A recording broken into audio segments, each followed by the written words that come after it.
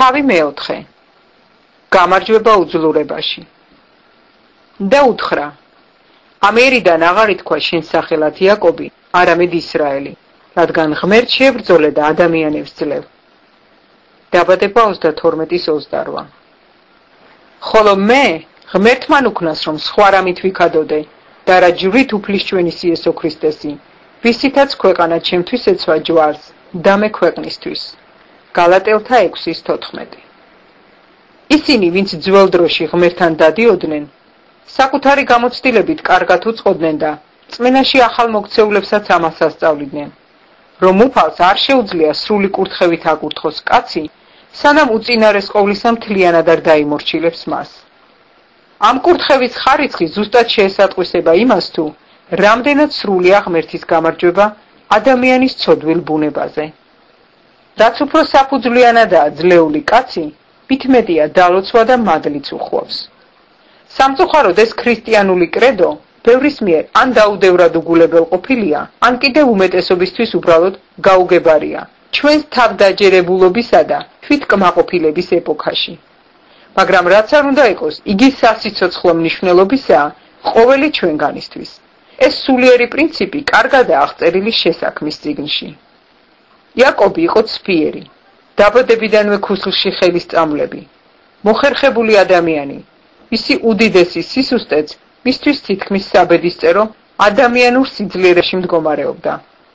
ცხოვრების 2/3 იგი თავისი ბუნებით უდრეგი, დაუმორჩილებელი და ხისტი ხასიათის მქონე პიროვნება იყო. ვერც ლოდის სასტუმალზე ნანახმა დიდებულმა ხილვამ, ვერც ხარანში გრძელვადიანმა მძიმე ფიზიკური შრომით დასჯამ, ვერ გატეხეს მისი მავნე სიმტკიცე. გიიმედებს თავის ადამიანურ ძალაზე ამყარებდა.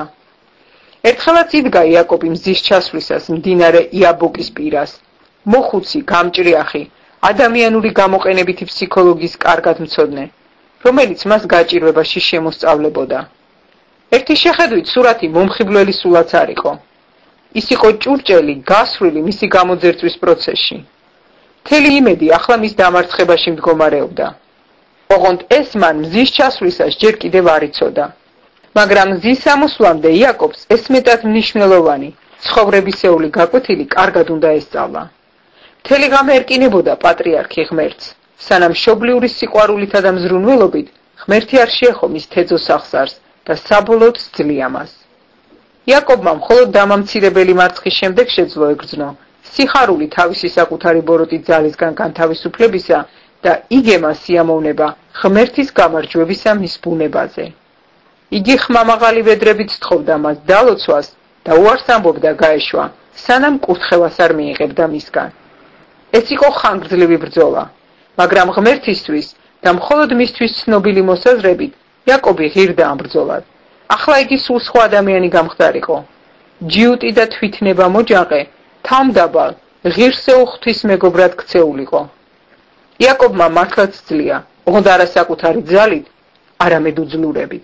მხოლოდ ძლეულს შეუძლია იცოდეს ჭეშმარიტი კურთხევის ნეტარება. ეს არის ჯანსაღი ფილოსოფია, რომელიც ცხოვრებისეულ გამოცდილებას ეფუძნება და სამყაროს უძირითადესი სულიერი კანონებიდან გამომდინარეობს. ეს ჭეშმარიტება ბრმად არ უნდა მივიღოთ. მისი საფუძვლები აღმოჩენას ექვემდებარება. მათ შორისაა შემდეგი: ჩვენ ქმნილებებს წარმოვადგენთ და როგორც ასეთები, თავის თავში არსებული ჩვენზე არ ითქმის. არ გვაქვს მოცემული, რომ სიცოცხლე ჩვენშივე გქონდეს. ჩვენ მთლიანად და განუწყვეტლივ დამოკიდებული ვართ ღმერთზე, ვინაიდან იგია ჩვენი სიცოცხლის უშრეთი წყარო. მხოლოდ მასზე სრული დაყრდნობით ხდება ჩვენი ფარული პოტენციური შესაძლებლობების რეალიზება. და ეს თუ ასე არ მოხდა, მაშინ ჩვენ ნახევრად ადამიანებად ჩავითვლებით. თუმცა ღვთის ხატად შექმნილნი, კეთილშობილური მოდგმისანი, მაგრამ ყოველგვარ სილამაზეს მოკლებულნი, სულით მახინჯი წარმომადგენლები აღმოჩნდებით და მეტი არაფერი. ერთხელ ძველთა ძველ დროს უფალმა ასე მიმართა წმენისკარ. მოაწია ყოველი ხორციელის აღსასრულმა ჩემს წინაშე. დაბადება 6:13. საუკუნეების სიმრავლეს ამ მსჯავრის სიმძაფრე არ შეუსუსტებია. მათ, რომელნიც ხორციელად ცხოვრობენ, არ ძალუც დაამონ ღმერთს. ხორციელი ფიქრები ღვთის მტრობაა, ვინაიდან არ ემორჩილება ღვთის რჯულს და არ შეუძლია. ხორციელი ფიქრები სიკვდილია. რომაელთა 8:8-6. ამ სიტყვებით ღმერთმა უკვდავყო ძველთ უძველესი ბრალდების განაჩენი. ვაცნობიერებთ ამას თუ არა, სიკვდილის ცელი დაბადებიდანვე მოღერებულია ჩვენზე. ამიტომ ჩვენთვის უმჯობესია გადამრჩენელ სიბრძნეს მოუხმოთ და ვენდოთ არა საკუთარ თავს, არამედ მას, ვინც მკვდრებს აცოცხლებს. ვინაიდან პირდაპირ საოცარია, როგორ შეიძლება დავეყრდნოთ ადამიანის სიცოცხლეს, რომელიც ასე მსწრაფლ წარმავალი, ცვალებადი და მყიფერამ არის. თავად გარწმუნებთ, ხრწნად სამყაროში სრული სიმშვიდე არ იპოვება. ბრძენკაცი იყო, განა კი შეძლებ წარმავალ დროის დამორჩილებას. სიმშვიდეს ეძებ მოკვდავ საგნებში. ამაო არის გულის ჩადება. ზემორე სიტყვებმა ჩვენამდე მე-16 საუკუნიდან მოაღწიეს. იდუმალი ჭვრეტის წუთებში ჩვენ აშკარად შევიგრძნობ და ვიცით, რომ ამ წყარებში ჭეშმარიტებაა მოცემული. მაშინ რატომ გავამყარებთ იმედებს იმაზე, რაც წარმავალი და მოკვდავია და ამგვარად ვხდებით დროით გაცურებულნი და ცვალებადობით გაბრიყვებულნი? ვინ არის ის, ვინც შხამს აწვეთებს ჩვენს თასში და მოჯანყერებად ხვდის? ეს არის ძველი გველი, რომელიც არის ეშმაგი და სატანა. გამოცხადება 20:2. ის იყო, ვინც წინ დაუხედავი დამოუკიდებლობის დეკლარაცია გაგვაკვრევინა, რომელიც ჩვენი მიწიერი უბადრუკი გარემოების გათვალისწინებით ძალიან კომიკური და გულში ჩამწვდომად ტრაგიკული იყო და კვლავაც არის. ალბათ როგორ იხარხარებდა ჩვენი მტერი ამ წარმოუდგენლად თავხედურ ამაოებაზე, ყოვლის შემძლეს ძლევამოსილებაში რომ შევჯიბრები ვართ. ამ ყველაფერს შეიძლება ცინიკური კომედია უწოდოთ, საბედისწერო ტრაგედია რომ არ იყოს, რომელიც ყოველი საფლავის ქვასთან მდუღარე ცრემლებს გვაღვრევინებს დარდითა და ვარამით მოცულებს. თუ ცოტათი მაინც ჩაუკვირდებით ჩვენს საკუთარ გულებს, იძულებული აღმოჩნდებით ვაღიაროთ, რომ არანაირი მედი ჩვენში არ არის. თუ თვალს მოვავლებთ ირგვლივ გარემოს, დავწუნდებით, რომ ვერც გარედან ვერ მივიღებთ შეწევნას. თვითონ ბუნება გვასწავლის, რომ ღმერთის გარეშე ჩვენ უბრალოდ სამყაროს ბედკრული ობლები ვართ. უპატრონოდ დარჩენილი ბავშვები უკიდეგანო კოსმოსში, უმწეოდ მყოფნი და ატაცებულნი ძალთა გრიგალში, რომლის მასშტაბების აღქმაც ჩვენ შესაძლებლობებს აღემატება.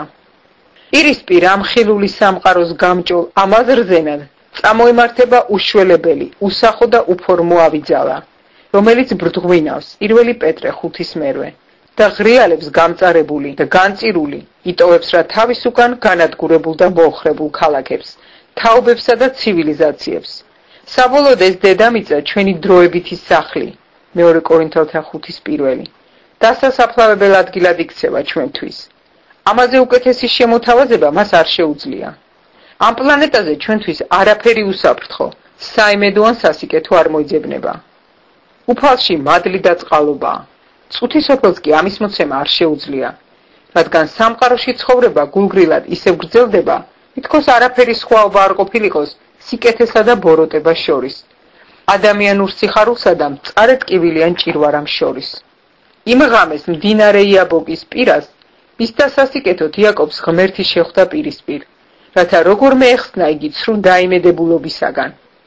უზენაესისთვის აუცილებელი იყო თლიანად დაეპყრო პატრიარქი, მოეხმო თავისი დიდებული ძალისთვის და იაკობის ხელიდან მართვის სადავები გამოიგლიჯა, რათა სრულიად გაეთავისუფლებინა იგი მაცდური თავდაჯერებულობისაგან და სიყვარულის კვერთხით ემართა პატრიარქი. ინგლისის ტკბილხმოვანი ლოტბარი ჩარლზ უესლი ღვთის სიტყვის სულიერი ღრმაწვდომის ისეთი უნარით იყო დაჯილდოებული, რომელიც დიდი გამოცდილების მქონე, გამოგრძმედილ ქრისტიანებს შორისაც კი იშვიათია. წარმოიდგინა რა, თუ როგორ ერკინებოდა იაკობი ღმერთს მდინარე იაბოკის ნაპირას, უესლმა შემდეგი ლოცვის სიტყვები ჩაუდომას ბაგეებში. ძალა გამოლეული კვდება ჩემი სიცოცხლე. შენი მძიმე ხელის ქვეშ ჩავიძირე, ჩავეფლე. კვდები რათა ვცოცხლობდე. ვეცემი რათა დავდგე. დავარნილი რომ ისევ შენი რწმენით წამოვდგე. მაინც ვდგავარ უძლური, მაგრამ ხელს არ გაგიშვებ. თუ სახელს და ბუნებას შენსას მე არ გავიგებ. კოჭლობ, მაგრამ ხომ მაინც მოვიპოვე ნადავლი. მიწას, ცოდვას, ჯოჯოხეთს დავცემ გამარჯვებული. დავადგები მე ჩემს გზას როკვით გახარებული, როგორც მიხტის ირემით სახლში გაქროლებული. მარადისობის მოწმობა ასია დამტკიცებული. წმიდაა სახელი შენი, ბუნება კი თვით სიყვარული. ჩვენ ღმერთს უნდა ვევედრებოდეთ, რომ გულში შემოიჭრას და სრულად დაგუტყროს. რადგან სანამ ეს არ მოხდება, 1000 მტერი გვემუქრება. ჩვენ შინაგანად ვატარებთ დამანგრეველ მარცვლებს. ძალიან ხშირად საკუთარი ზნეობრივი წინდაუხედაობა უცაბედი და უგუნური თვით განადგურების საფრთხეში გვაგდებს. ხორცის ძალა სულის მუდმივ საშიშროებას წარმოადგენს. ამ მდგომარეობიდან განთავისუფლება კი ძველი ცხოვრების დამარცხებაში ძევს. უსაფრთხოება და მშვიდობა მაშინ მოიპოვება, როცა საკუთარი უძლურება მუხლებზე დაგვაჩოქებს. ღმერთი გაგვტეხავს, ღონეს დაგვიმსხვრევს, წინააღმდეგობას მოგვისპობს და ამით გვიხსნის. შემდგომ ამისა, იგი ჩვენში შემოიჭრება იმ მარადიული სიცოცხლით, რომელიც დასაბამიდან იყო. ღმერთი გვიპყრობს და ამ სასიკეთო დაპყრობით ხსნას გვანიჭებს და ჩვენ მოგვიპოვებს. თუ ასეთი ცხადი საიდუმლო მხოლოდ ჩვენს მიერ აღმოჩენას და აღიარებას ელოდება, მაშინ რატომ მივდივართ სხვა მიმართულებით თითქმის ყველა ჩვენ საქმიანობაში? რატომ ვაფუძნებთ ეკლესიებს ადამიანებზე? რატომ ვიმარაგებთ უფლის მიერ დიდი ხნის წინ უკუგდებულს და არაფრად მივიჩნევთ იმას, რაც ღმერთის თვალში დიდად ფასობს? მთელი უბედურება ის არის, რომ ჩვენ ადამიანებს ვასწავლეთ არა ქრისტესთან ერთად სიკვდილს, არამედ სიცოცხლეს მათი მოკვდავი ადამიანური ძალით. ჩვენ ვიქადით არა ჩვენი სისუსტით და უძლურებით, არამედ ძალღონით. ქრისტეს მიერ ყალბად მიჩნეული ფასეულობები დაბრუნებული და უკან მიღებული იქნა ევანგელისტურ ეკლესიებში და ჩვენ და სავალალოდ ისინი აღიარებულია ქრისტიანობის არსად და სიცოცხლედ. როგორი გულმოდგინებით ვესწრაფვით ამა თუ იმ მიწიერი რეპუტაციის მქონე ადამიანის მოწონებას, როგორ უსირცხვილოდ ვსარგებლობთ ახალმობრუნებული ცნობილი პიროვნებებით. საზოგადოებრივ აღიარებას მოწყურებული ჩვენი ლიდერები ყველას და ყველაფერს იყენებენ, რათა როგორმე არაპოპულარულობის ნაკლისგან განთავისუფლდნენ. ცნობილ ათლეტებს, კონგრესმენებს, მსოფლიო მოგზაურებს, მდიდარ მწარმოებლებს. ასეთების წინაშე თავს ვხრით მონური ღიმილით და პატივს მივაგებთ საზოგადოებრივ შეკრებებზე თუ რელიგიურ პრესაში. ამგვარად განვადიდებთ ადამიანებს, რათა გავამაგროთ ღმერთის ეკლესიის პოზიცია. სიცოცხლის თავადის დიდებას კი მოკვდავი ადამიანის წარმავალ სახელგანთქმულობაზე ვაფუძნებთ. საოცარია, პრეტენზიას ვაცხადებთ თითქოს ქრისტეს მიმდევრები ვიყოთ და მისი მსახურების სიტყვებს კი არასერიოზულად ვეკიდებით. ასე დაუდევრად ნამდვილად არ მოვიქცევდით გულის ყურით რომ მივდევდეთ იაკობის ღვთის მონის შეგონებას. ძმანო ჩემნო, გწამდეთ უფლის ჩვენის იესო ქრისტეს დიდება მიუკერძოებლად. რადგან თუ თქვენ საკრებულოში შემოვა მდიდრულად ჩაცმული და ოქროს ბეჭდიანი კაცი და შემოვა ჭუჭყიანი სამოსით მოსილი ღარიბიც და თუ თქვენ შეხედავთ მდიდრულად ჩაცმულს და ეტყვით აქ დაბრძანდი, ხოლო ღარიბს იქ დადექი, ან ჩემს ფერხთით დაჯექიო. განა ერთმანეთისგან არ ასხვავებთ მათ თქვენ და თავად და განა უკეთური ზრახვით სავსე მსაჯულნი არა ხართ? ისმინეთ, ჩემო საყვარელო ძმანო. განა ამ ქვეყნის ღარიბები არ აირჩია ღმერთმა მდიდრებად რწმენითა და მკვიდრებად სასუფევლისა, რომელიც აღუთქვა თავის მოყვარეთ? იაკობი 2:1-დან 5-ის ჩათვლით. პავლე მოციქული ამას სხვა შუქს ეხედავდა, ვიდრე ისინი, ვისი მისამართითაც იაკობის საყვედურები იყო მიმართული. მე ჯვარცმული ვარ წუთისოფლისთვის, თქვა მან. იხილეთ გალატელთა 6:14.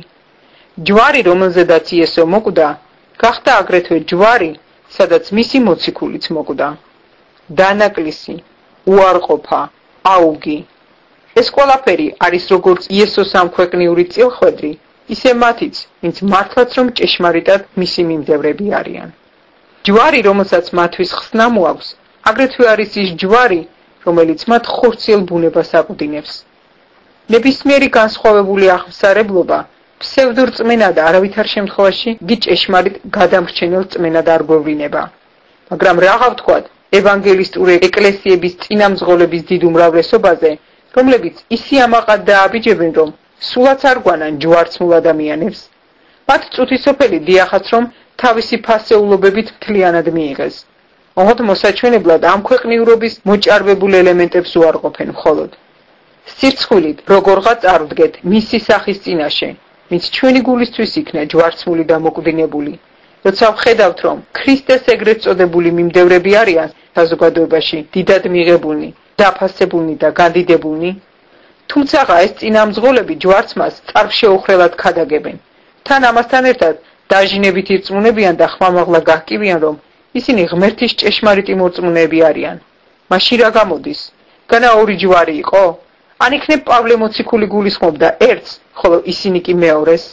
ვშიშობ, რომ ეს მართლაც ასეა, რომ არსებობს ორი ჯვარი, ერთი ძველი, ბიბლიური, მეორე კი ახალი, თანამედროვე. მახსენდება რა საკუთარი ნაკლოვანებები ადამიანური პოზიციებიდან გამომდინარე, მიალბათ უფრო მეტ ილმობიერება და შემწყნარებლობა უნდა გამომეჩინა ყველას მიმართ, ვინც კი ქრისტიანის ამ ძვირფას და ღირსეულ სახელს ატარებს. მაგრამ თუ ჩემი შეფასება სწორია, თანამედროვე პოპულარული ევანგელისტების ჯვარი სულაც არ უნდა იყოს ახალი აღთქმის ჯვარი. მათ მიერ მოწოდებული აღწერილობა უფრო შელამაზებულ, მორთულ მოკაზმულ, მოჩუქურთმებულ და გაპრიალებულ ორნამენტს გავს, რომელიც თავდაჯერებული და ხორციელი ქრისტიანობის წიაღიდან აღმოცენდება. მათი ხელები მართლაც რომ აბელის ხელებია, მაგრამ ხმა კი მაინც კაინისა აქვთ. ძველი ჯვარი აკვდინებდა, ხოლო ახალი ჯვარი კი მათ ართობთ. ძველი ჯვარი სჯავშდებდა, ახალი კი უფრო თავის შესაქცევადაა დღესდღეობით გამოყენებული. ძველმა ჯვარმა მთლიანად დაამსხვრია რწმენა ხორცისა და საკუთარ თავზე დანდობისა, ხოლო ახალი ჯვარი კი პირიქით ახალისებს მათ ამქვეყნიურ იმედიანობას. ძველ ჯვარს ცრემლებისა და სისხლის ღვრა მოჰქონდა, ახალი კი სიცილს იწვევს. მოღიმარი და თვით დაჯერებული ხორცი ქადაგებს და მღერის ჯვარზე, თავს მდაბლად ხრის მის წინაშე. თეატრალურ წარმოდგენებს მართავს ბიბლიურ თემებზე და ფრთხილად შერჩეული ინსცენირებების გათამაშებისას თით სიშვერს ამ ორნამენტისკენ, მაგრამ ჯვარზე სიკვდილს ხორცი სულაც არ აპირებს და ჯიუტად უარს ამბობს ატაროს მისი სირცხვილი და შეურაცხყოფა. ოღონდ კი ამის საშუალება მიეცათ და ჩემთვის კარგადაა ცნობილი თუ რამდენი მჭერ მეტყველური დავაკამათი გაიმართებოდა ახალი ჯვრის დასაცავად. განა ახალმოქცეულთა და სხვა დენომინაციებიდან გადმობირებულ თანამიმდევართა რიცხვის ზრდასაც ახალი ჯვრის ქადაგებებს არ უნდა მივაწერდეთ?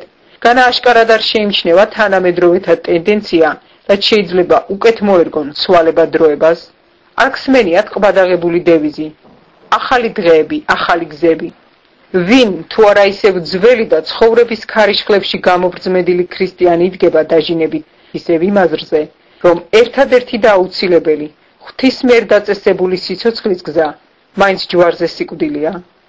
ახალი ჯვრის მიმდევრები ხშირად ასეთ ადამიანს ძველი კონსერვატორის დიალექტს ჩამოკიდებენ ხოლმე დამცინავად და ვიღაც აინტერესებს დღევანდელ დღეს წმიდა საიდუმლო ბნელ მისტიციზმად რომ მონათლეს, რომელსაც ხორცისთვის ჯვარცმის განაჩენი გამოაქვს და თანამედროვე ქრისტიანებისთვის ყოველდღიურად ცხოვრებაში განსახორციელებელ სათნოებად საკუთარი თავის უარმყოფელ მორჩილებას აღიარებს.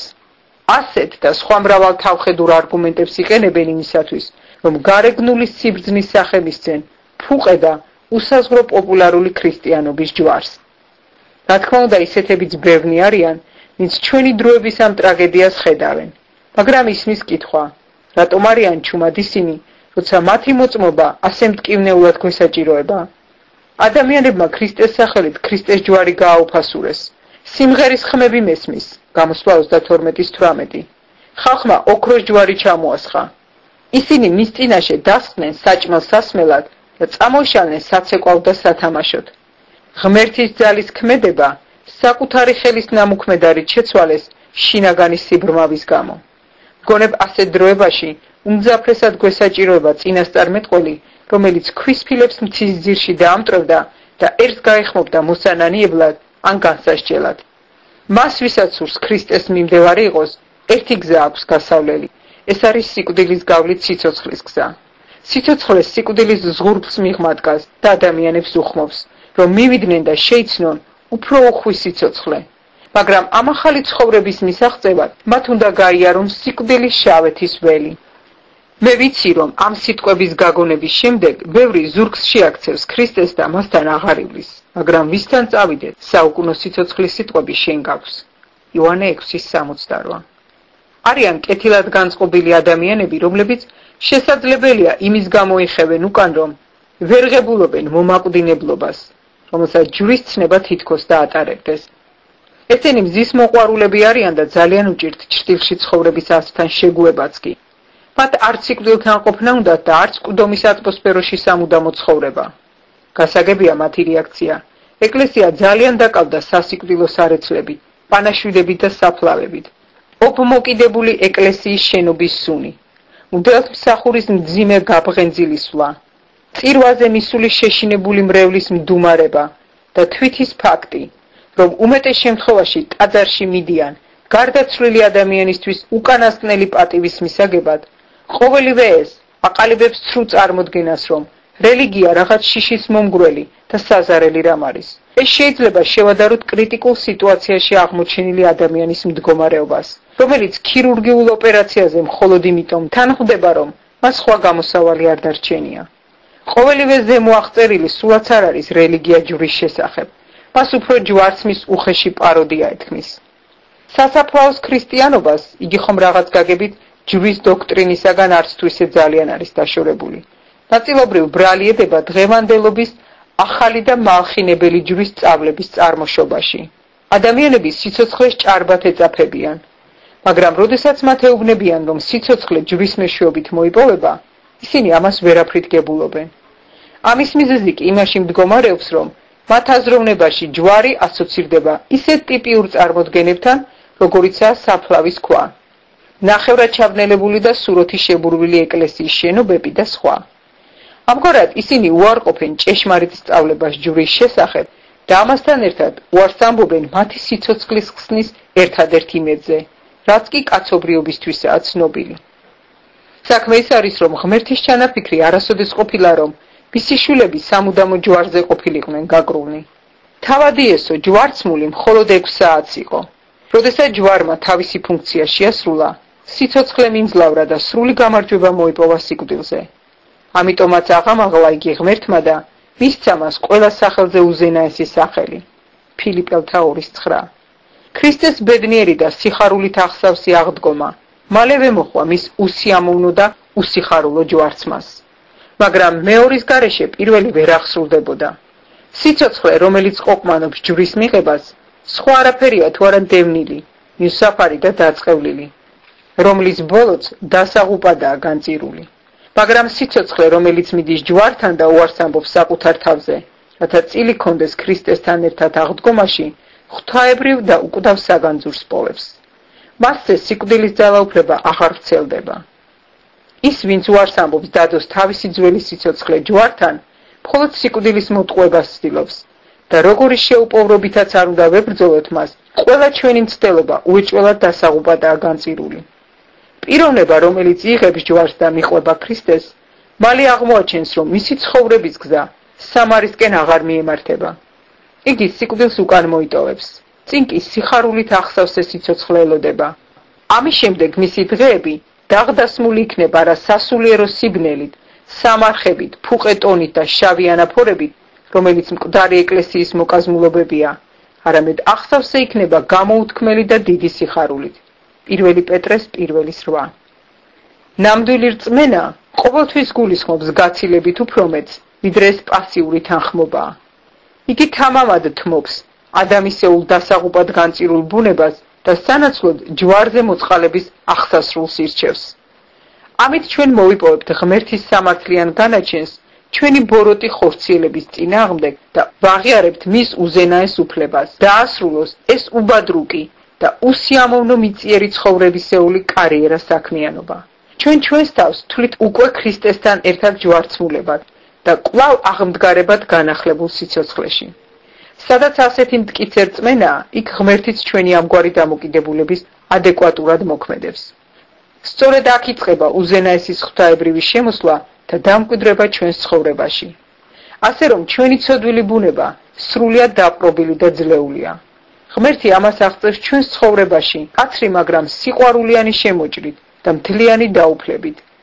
ჩვენს წინააღმდეგობაზე სრული გამარჯვების შემდეგ იგი ჩვენ სიყვარულის საკვრელებით გვბოჭავს და თავისკენ გვიზიდავს. ასე მისი სიყვარული დასნეულებულნი და ხონე მიხტილნი. ქებათა ქება 5:8.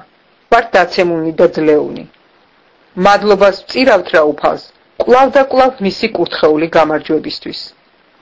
ამასთან ერთად აღორძინებული ზნეობრივი კეთილგონიერებით, მადლიერებით აღვაპყრობთ თვალებს ზეცისკენ და განვადიდებთ უზენაეს ღმერთს. ამის შემდეგ ჩვენ წინ მივდივართ რწმენაში, რათა უკეთ შევიცნოთ ის, ვისთვისაც ჩვენ თავდაპირველად ვიყავით შეცნობილი ღმერთის მიერ. 1 კორინთელთა 13:12. გადიდებ შენ მამაო, უფალო ცისა და ქვეყნისაო, რადგან დაუფარეს ბრძენთა და გონიერ და ჩვილ ბალღებს განუცხადე. ჰეი მამაო, ვინაიდან ასე იყო მოსაწონი შენს წინაშე. ლუკა 10:21.